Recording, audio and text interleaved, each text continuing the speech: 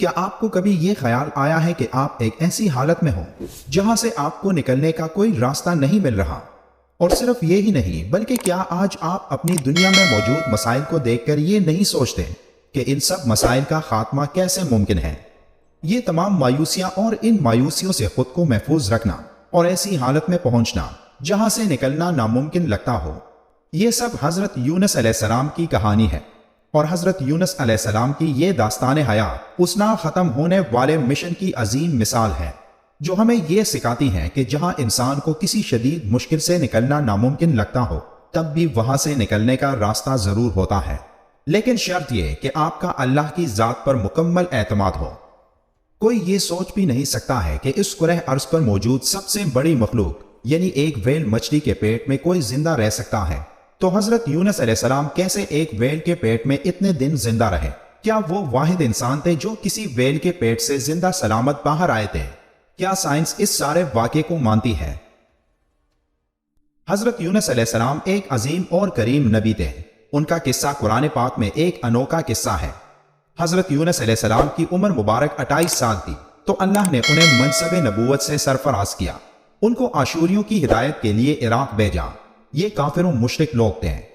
اس قوم کا مرکز اس وقت نینوا تھا، جس کے وسیع کنڈرات آج بھی دریائے دجلہ کے مشرقی کنارے پر آباد موصل شہر کے عین مطابق پائے جاتے ہیں۔ حضرت یونس علیہ السلام نے آشوریوں کو ایک اللہ کی دعوت دی، تو انہوں نے حضرت یونس علیہ السلام کو جھٹلایا اور بتوں کی پرستش کرنے سے انکار کر دیا اور ایسے کفر پر ڈٹے رہے۔ تب مسلسل یونس علیہ السلام ان کی مخالفت سے متاثر ہو کر قوم سے خفا ہو گئے اور ان کو 3 دن میں آنے والے دردناک عذاب الہی کی بد دعا دی۔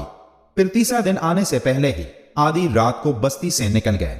دن کے وقت جب عذاب قوم کے شہروں پر پہنچ گیا تو انہوں نے حضرت یونس علیہ السلام کو تلاش کیا، مگر وہ نہ ملے۔ حضرت یونس علیہ السلام کا اپنی قوم سے ناراض ہو کر چلے جانا ہجرت تھی، مگر انہیں اس کا حکم نہیں دیا گیا تھا۔ وہ عذاب کی اطلاع دینے کے بعد اللہ کی اجازت کے بغیر اپنا علاقہ چھوڑ کر چلے گئے تھے۔ آثار عذاب دیکھ کر جب آشوریوں نے توبہ استغفار کی تو اللہ نے انہیں معاف کر دیا۔ حضرت یونس علیہ السلام فرات کے کنارے پہنچے تو ایک کشتی کو مسافروں سے بھرا ہوا پایا۔ حضرت یونس علیہ السلام کشتی میں سوار ہو گئے اور کشتی نے لنگر اٹھایا۔ پورے دن کشتی سمندر میں سکون سے چلتی رہی۔ اچانک اونچی اونچی لہریں اٹھنے لگی۔ لوگوں نے اپنا ساز و سامان سمندر میں پھینک دیا کہ کشتی کا بوجھ کم ہو جائے، لیکن کشتی کا بوجھ پھر بھی کم نہ ہوا۔ تب انہوں نے آپس میں یہ طے کیا کہ قرآن اندازی کی جائے، کیونکہ ان کا عقیدہ تھا کہ کشتی میں اگر کوئی ایسا شخص سوار ہو جو اپنے آقا سے بھاگ کر آیا ہو تو تب کشتی کے ساتھ ایسا ہوتا ہے۔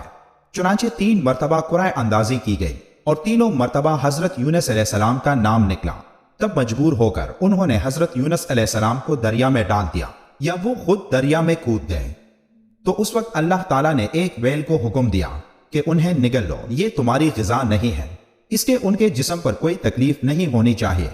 اس ویل نے حضرت یونس علیہ السلام کو اپنے پیٹ میں نگل لیا، اور یونس علیہ السلام نے جب اس ویل کے پیٹ میں خود کو زندہ پایا تو بارگاہ الہی میں اپنی ندامت کا اظہار کیا، کیونکہ وہ وحی الہی کا انتظار کیے بغیر اور اللہ سے اجازت لیے بغیر امت سے ناراض ہو کر نینوا سے نکل آئے۔ پھر حضرت یونس علیہ السلام نے مچھلی کے پیٹ میں اللہ کو ان الفاظ کے ساتھ پکارا: الہی تیرے سوا کوئی معبود نہیں، تو یکتا ہے، میں تیری پاکی بیان کرتا ہوں، بلا شبہ میں اپنے نفس پر خود ہی ظلم کرنے والا ہوں۔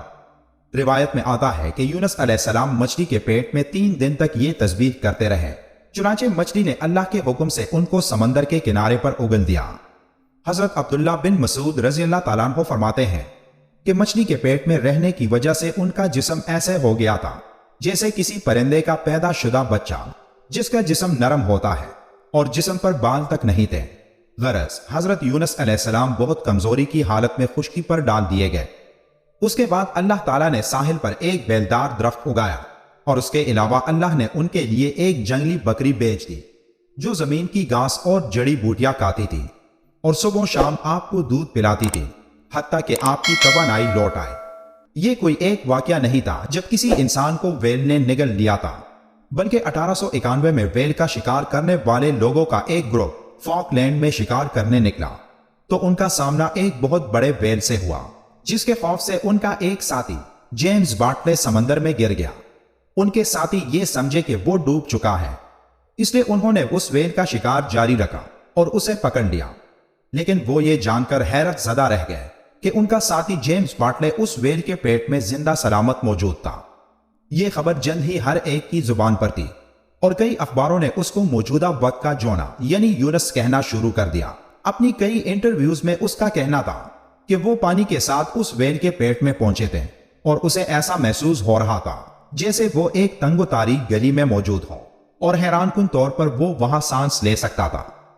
उस वाक़े ने साइंसी दुनिया में तहलका मचा दिया था और साइंसदान दिन रात इस बात पर तहकीक में मसरूफ हो गए कि ऐसा कैसे मुमकिन है।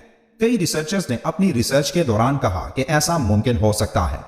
साइंस जानने वाले ये बात बखूबी जानते हैं कि व्हेल मछली नहीं है, बल्कि इसका शुमार दूध पिलाने वाले जानदारों में होता है। व्हेल एक रूमिनेंट जानवर है, जिसका मतलब यह है कि उसके एक से ज्यादा मैदे होते हैं। एक व्हेल का पेट 4 हिस्सों में तकसीम होता है और उसके पेट में कोई तेजाबी मादा नहीं होता जिससे नुकसान पहुंचे, और उसके पेट का दर्जे हरारत गर्म होता है। लेकिन सवाल ये पैदा होता है कि कोई उसके पेट में बगैर हवा और ऑक्सीजन के कैसे जिंदा रह सकता है। तो साइंस का मानना है कि व्हेल के पेट में इतनी ऑक्सीजन होती है कि जो किसी इंसान को कई दिनों तक जिंदा रख सकती है। साइंस आज ये बात तस्लीम करती है जिसका जिक्र 1400 साल पहले कुरान में आया था कि हजरत यूनुस अलैहिस्सलाम एक व्हेल के पेट में जिंदा थे। हजरत यूनुस अलैहिस्सलाम का वाकया हमारे लिए एक अजीम मिसाल है कि एक इंसान पर जितने भी मुश्किल आता है वो कितना ही मायूसी का शिकार, लेकिन अल्लाह की रहमत और अल्लाह पर यकीन उसे हर मुश्किल से निकाल सकती है। बस हमें अल्लाह पर यकीन करना नहीं छोड़ना चाहिए, चाहे जैसे भी हालात। अल्लाह हम सबको मजबूत ईमान का मालिक बनाए और हमारा खात्मा फिर ईमान करें, आमीन।